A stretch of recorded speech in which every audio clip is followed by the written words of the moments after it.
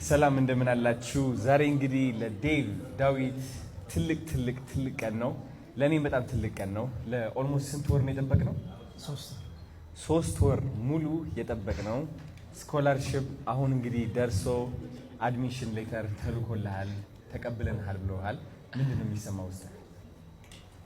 ማለት በቃል የሆነ መግለጽ ይከብደኛል። በጣም ደስ ብሎኛል። በጣም የደስታ ቀን ነው፣ የድል ቀን ነው። ሁላችሁም ጸጥ ብላችኋል። ለምን እንደሆነ አላውቅም። ስልካቸው ይዘዋል፣ አሁን እየቀረጹ ነው። በጣም ደስ ይላል። አዱዬ ደስ ብሎኛል ወንድም፣ በጣም አመሰግናለሁ። እኔም ደስ ብሎኛል ወንድም። ማለት መጀመሪያ ዴቭ ያገኘሁት አርባ ምንጭ ነው። አንድ ጓደኛ ያለ ዳጊ የሚባል ማለት ነው። ለሱ የነገርኩህ መሰለኝ። ማናገር ፈልጋለሁ ስለ ዩኒቨርስ፣ ስለ ሌላ ምድር ያልኩ ስለ አንድሮሜዳ እውቀት አለኝና መናገር ፈልጋለሁ ስትለው እኔም እሱ አቴንሽን ይሳበኝ። ቢካዝ የሆነ በቃ ይህ እውቀት ብዙ ሰው እንደሌለው አውቃለሁ። ለምን ይህ ልጅ ወደ ውጭ ሀገር እድል አልመቻችለትም የሚል ሀሳብ መጣ ማለት ነው። ከሳሚ ጋር ሆነ ምንድነው የሚባለው ታውቃለህ? ኢዲ ኮኔክት የሚባለው ማለት ነው።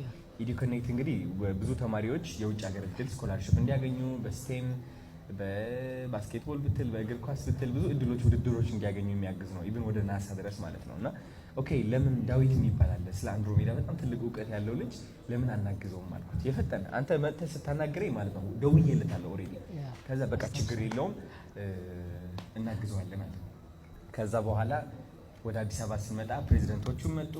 ከፕሬዚደንቶቹ ጋር ሳገናኝ ደግሞ አላሳፈርከኝ ማለት በጣም ኮርቶት በደንብ አድርገህ ስለ ዩኒቨርስ ስለ ሁሉ ነገር ኤክስፕሌን ስታደርግለት ፕሬዚደንቱ በጣም አስቶኒሽድ ነበረ።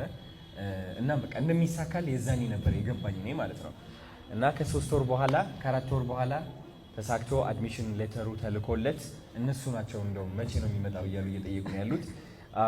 እና ትንሽ ድጋፍ ያስፈልገዋል፣ ከኛም የገንዘብ ድጋፍ ያስፈልገዋል። ኦፍ ኮርስ እነሱ ከቨር ያደረጉለት ስኮላርሺፕ አለ። አይ ቲንክ ወደ 40% የሚሆን ከቨር ተደርጎልሃል።